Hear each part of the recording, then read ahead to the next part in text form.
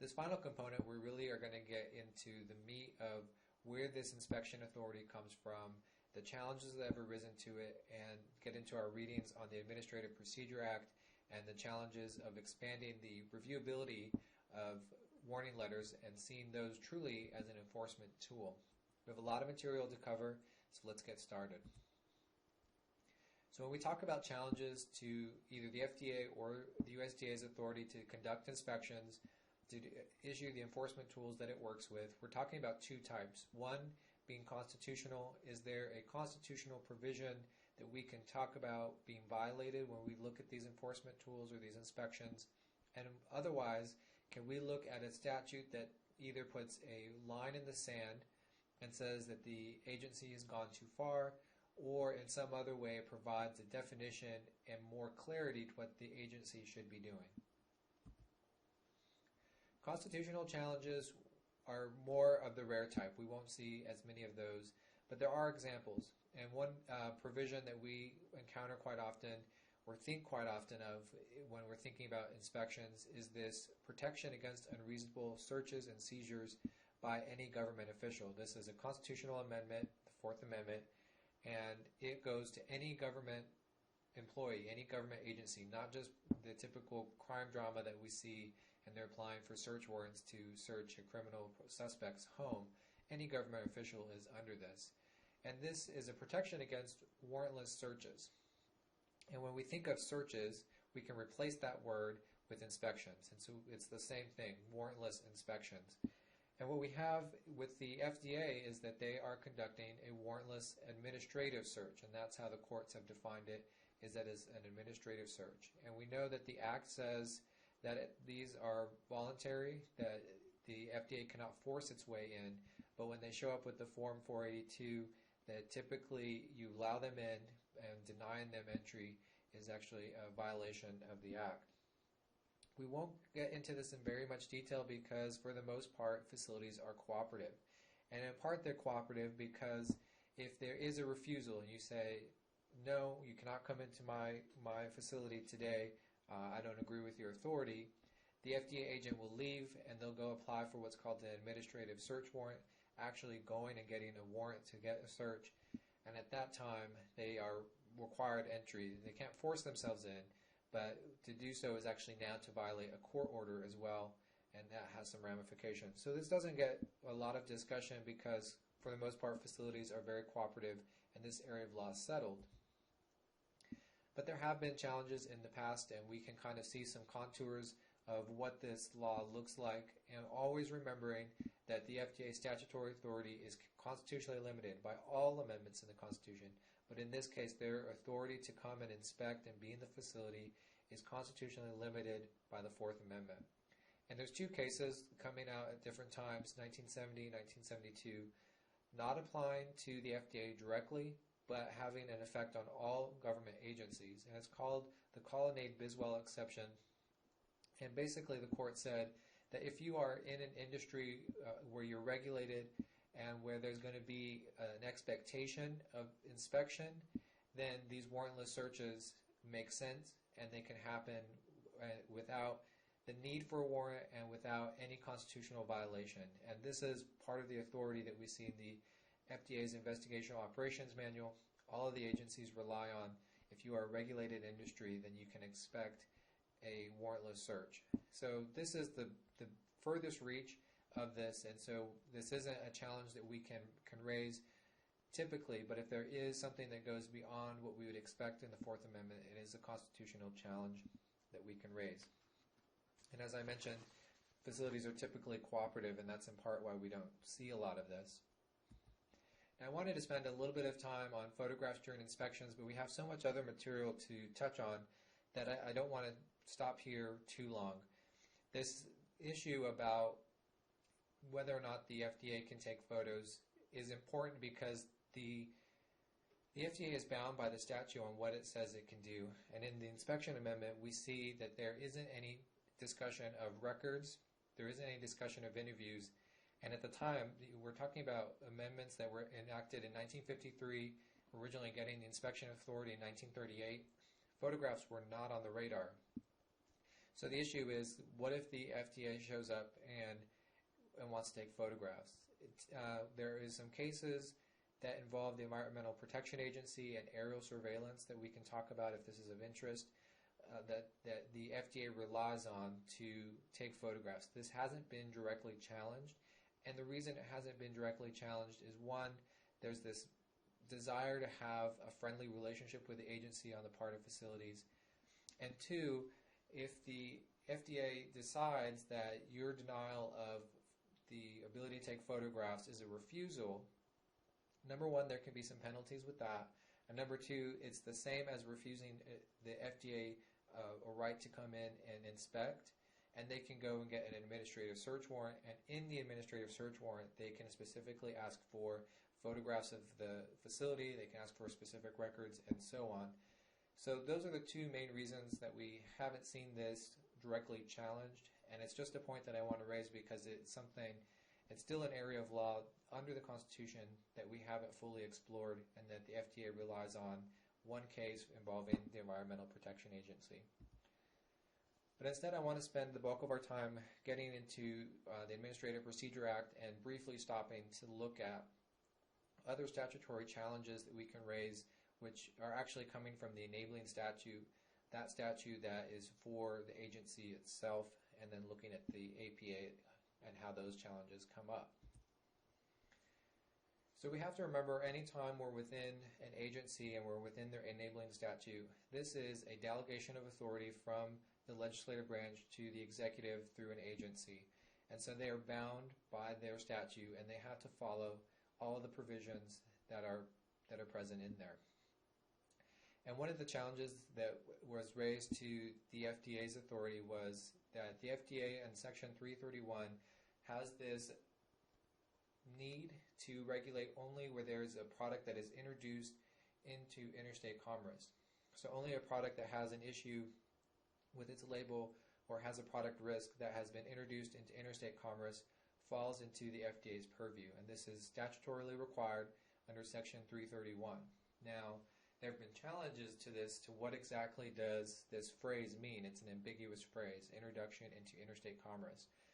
And the courts have deferred very heavily to the agency in this one. We had one case in 1944, another case in 1952, and that pretty much set the law on what this area meant. And it was so broad that other challenges have since not been successful. In addition, we had the Section 379A, which created a presumption that all FDA enforcement activities were on the basis of interstate commerce, and that basically shifted the burden to the facility that was challenging the FDA to show how its activities were not in interstate commerce. In other words, how its activities were only within the state that it operated in. And to get a sense of how broad this is, you can look and see in the Seven Barrels case that even a contract for sale is enough. You don't actually have to have the products in transit. If you're a new facility and you just opened up and you have a sale to go from New Mexico to Texas and you haven't actually shipped any product, that's enough for the FDA to come into your facility and to inspect and to issue enforcement actions. And then we see in Sanders even going a step further, and it doesn't actually have to be your facility that ships out of state if you sell to a facility that then sells out of state. And we get a lot of suppliers in this way. You know, maybe there's a supplier of sugar and they don't actually ship outside of their state in Florida. They simply provide other bakery goods or other facilities with sugar to then put into their products, which they do intend to sell outside of the state. Then that's enough for that sugar facility to be under the purview of the FDA and to have their facilities inspected and to have their enforcement actions brought against them. So that gives you a sense of just how broad that is. Hopefully it also gives you a sense of how we take a statutory section, we look at a phrase from that, and we try and decide what is the agency's authority here? How far does it go? How far does it not go? And how do we take an ambiguous phrase and make it into something that we can understand and apply and make plans based off of? We can see this also with the USDA. There's a very famous case, the Supreme Beef Processors case from 2001. And this is a case where it actually went against the agency. The USDA attempted to add a new standard for salmonella by testing for the presence of salmonella in carcasses to then say if there was a high prevalence, a high infection rate, that meant the product was adulterated.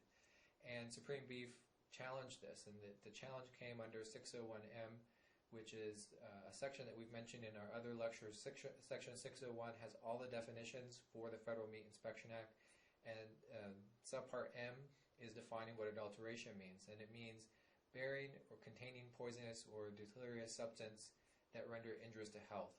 So again, pretty broad definition of what adulteration means.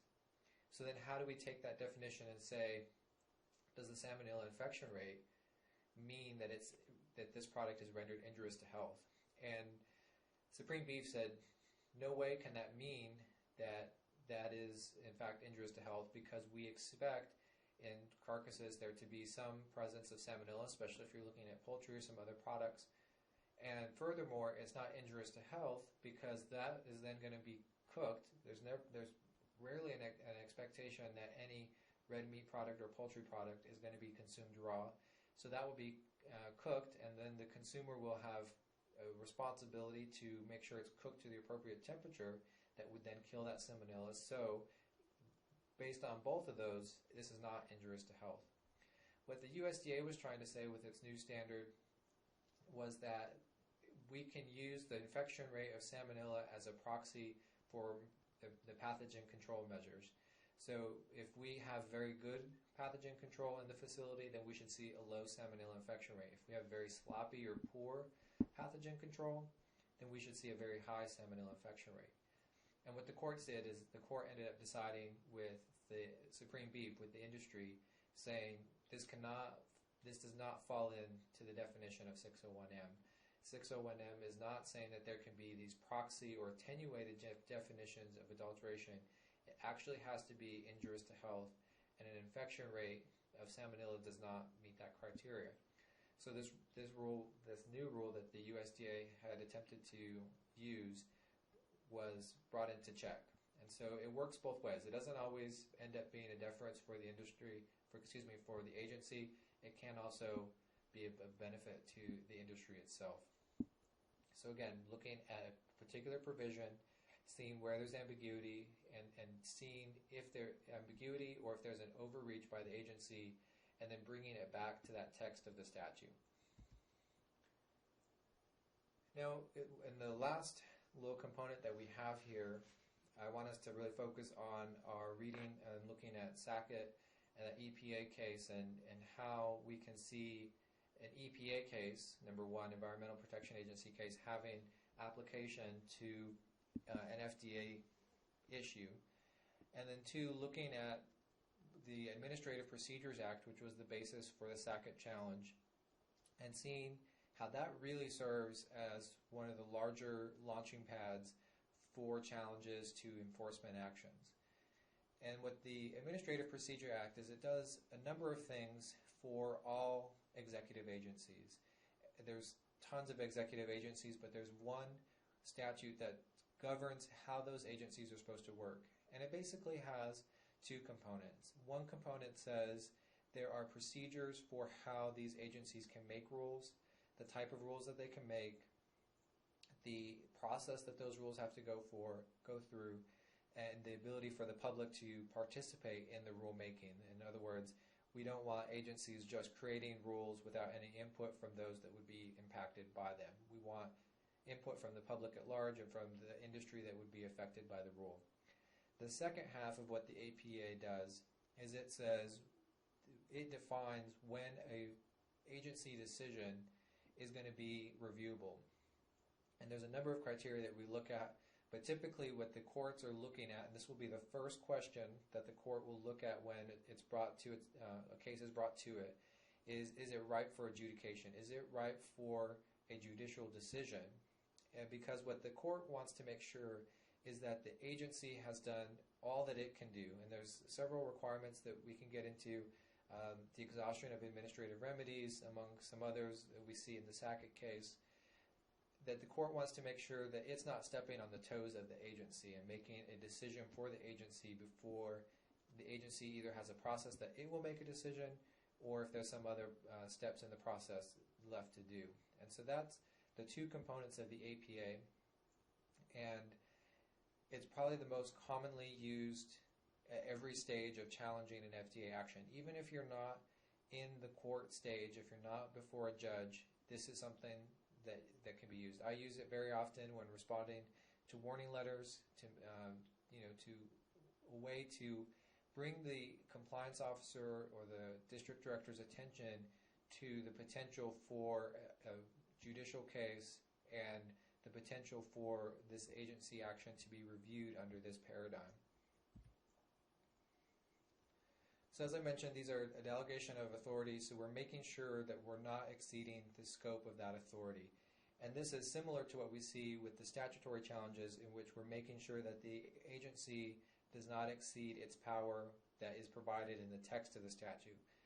Here we're adding a layer and saying, for example, at a very egregious example, the Congress gave the USDA power to regulate and enforce over meat products, and we've seen that definition. So if the USDA then went and attempted to set air quality standards, of course this would be so far into the statute we couldn't imagine it occurring, but this would be a time when the APA would come in and say that that agency has exceeded the scope of its delegated authority over meat products, and air products does not fall within that scope, so all the regulations there would be invalidated, or the enforcement actions against any members of that industry would be invalidated.